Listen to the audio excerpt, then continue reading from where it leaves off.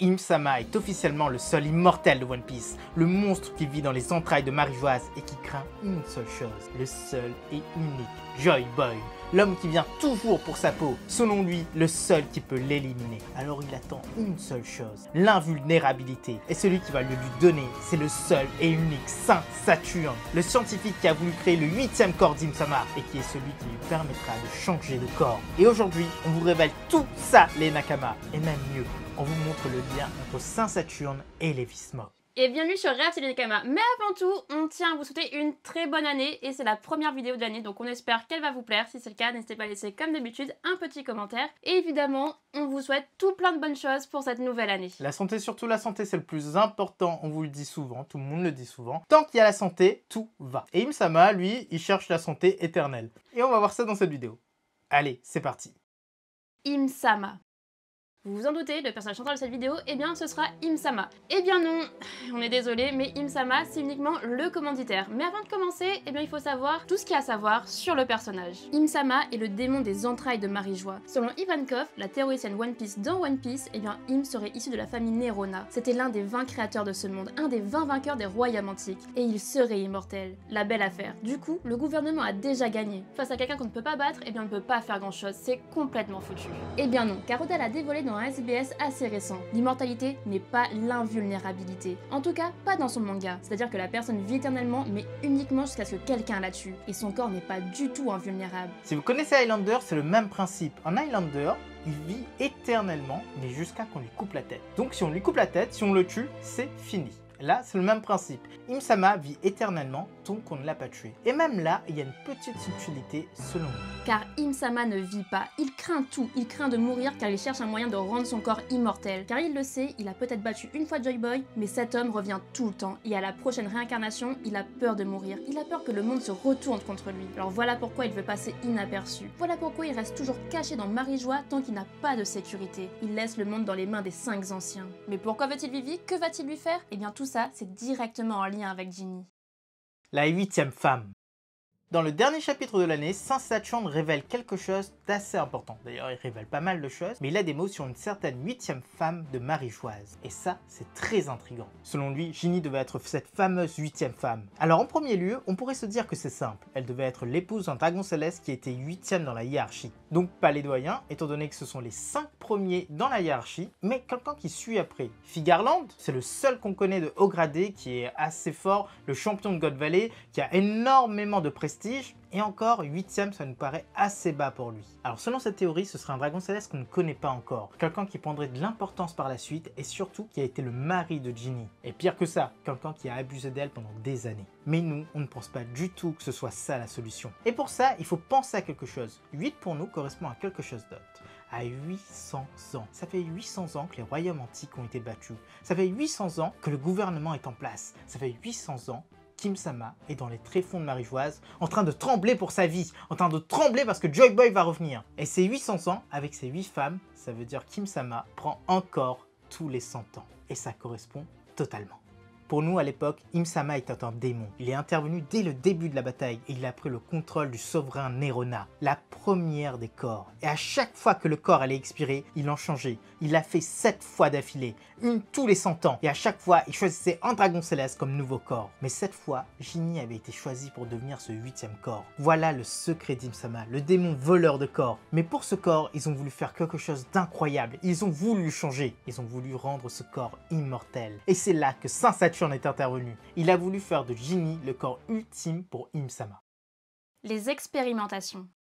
Saint Saturne est un scientifique, c'est même son titre, c'est le dieu guerrier de la science et de la défense après tout. Et il a avoué lui-même, il a mené des recherches sur les fruits du démon. Il a créé une petite tisane qui a donné ses pouvoirs abonnés. Mais ça par contre, c'était défaillant. Mais il a fait pire, il a mené les expériences sur Ginny. Alors tout ça, ça voulait dire quoi? Eh bien il voulait tout simplement créer le corps ultime pour Im-sama. Alors il a tout testé, il a pris des esclaves pour cobayes. Et Ginny la pauvre a presque été transformée en joyau. La saphrite, c'est une maladie qui n'était pas contagieuse. Non, bien au contraire. Nous on s'est toujours posé beaucoup de questions concernant la saphrite. Visiblement, ce n'est pas une une maladie contagieuse. Sinon Kuma, il aurait eu la safrite, tous les gens de Sorbet auraient eu la safrite, tous ceux qui ont été en contact avec Bonnet ou Ginny auraient eu la safrite, et ce n'est pas du tout le cas. Même Vegapunk ne l'a pas eu, aucun membre des chercheurs de Vegapunk ne l'ont eu, Sentomaru ne l'a pas eu, Kizaru ne l'a pas eu, personne n'a eu un début de safrite. Et ça, c'est fou, ça veut dire que ce n'était pas contagieux, et c'est une rumeur qui a été créée par le gouvernement pour discriminer les personnes qui avaient cette maladie, qui avait été créée par eux. C'est exactement comme le saturnisme blanc. Et pour éviter que tout le monde soit au courant de ces expériences, eh bien Saint Saturne a fait circuler cette rumeur. Mais hélas pour lui et pour Im-sama, ils ont dû se séparer de Ginny et de Bonnet qui avaient la même maladie. Pourtant, les deux étaient compatibles, et lorsque Saint Saturne a appris que Vegapunk pouvait guérir Bonnet, eh bien il a tout de suite compris que son plan n'était pas totalement mort. Bonnet était revenue dans l'équation, elle était à nouveau un corps compatible. Elle était à moitié dragon céleste, et surtout, elle avait le fruit du démon qui pouvait garder la jeunesse. Et c'est pour ça que Saint Saturne a laissé tout ça se faire, pour Kuma et Bonnet. Quand on y réfléchit, c'est vrai qu'on se demande pourquoi est-ce que Saint Saturne aurait laissé tout ça se faire. Pourquoi est-ce qu'il aurait laissé Kuma se faire transformer en robot plutôt que de le tuer, et pourquoi est-ce qu'il aurait laissé Vegapunk soigner Bonnet plutôt que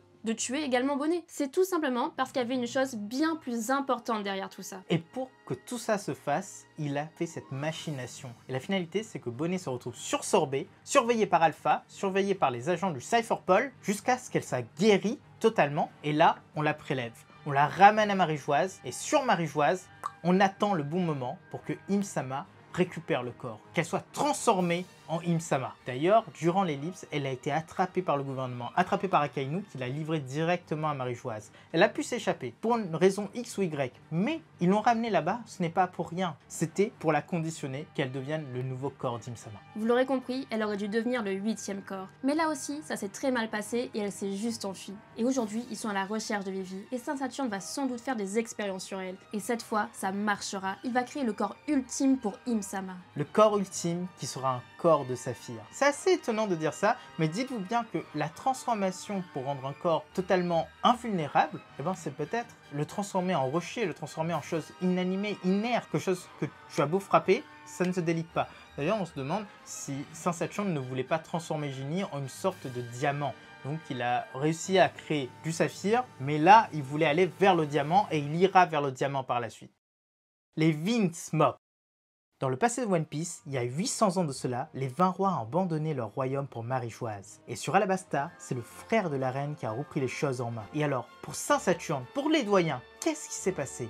Car pour nous, ce sont des personnes qui vivent depuis très longtemps. Soit ils s'incarnent dans des corps comme Im-sama, ou alors ils sont juste là depuis très longtemps et ils imposent leur dictature depuis 800 ans. Mais dans tous les cas, on s'est demandé qui a pris la place de Saint Saturne dans son pays. Et surtout, quel était ce pays? Eh bien, on y répond maintenant, et c'est tout simple. Saint Saturne était en Vinsmoke. Et oui, son royaume, c'était le royaume Germa. Celui-ci a toujours été appelé le royaume de la science, avec une avance technologique très conséquente. Tout ça grâce à l'impulsion de Saint Saturne à l'époque. Et même après qu'il ait quitté les lieux. Et en partant, il a aussi laissé les lieux à sa famille. Et des années plus tard, un des descendants a compris tout ça. Et surtout, il a compris que Saint Saturne avait un côté démoniaque. Et il a essayé de reproduire ses pouvoirs, les pouvoirs qu'il a induits dans sa lignée. Et il a fait en sorte de réveiller ce pouvoir chez ses enfants. Cet homme, c'était forcément Judge. Et ses enfants, il les a transformés en démons. Le pire, c'est Sanji qui devient littéralement un diable venu des enfers. Et pour nous, c'est à cause de sa lignée et de Saint Saturne lui-même. D'ailleurs, n'oubliez jamais que les Vinsmoke ont toujours dépassé les limites. Ils ont même conquis toute une mer de One Piece, tout North Blue. Et pourtant, ils sont restés des nobles. Ils avaient toujours le droit de participer à la rêverie. Ils avaient un laissez-passer pour tout. Jusqu'à très récemment, où ils se sont trop rapprochés de Luffy, où ils se sont trop rapprochés de Nika lui-même.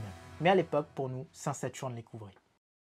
Et voilà Nakama, c'est déjà la fin de cette vidéo, on espère que ça vous a plu, donc si c'est le cas n'hésitez pas à laisser le petit like, à laisser un commentaire et à vous abonner si ce n'est pas déjà fait. N'oubliez pas de regarder toutes les vidéos qu'on sort, en tout cas celles qui vous intéressent. On sort pas mal de théories, cette théorie elle est pas mal, elle n'est pas très longue, mais on voulait la faire, c'est la première vidéo de l'année, ce qui marque le fait qu'on va faire pas mal de théories cette année, et les reviews également qui sortent à chaque fois qu'il y a un chapitre, et d'autres formats également. Et n'hésitez pas à nous dire vos bonnes résolutions de cette année 2024 en commentaire. A bientôt les accros de One Piece.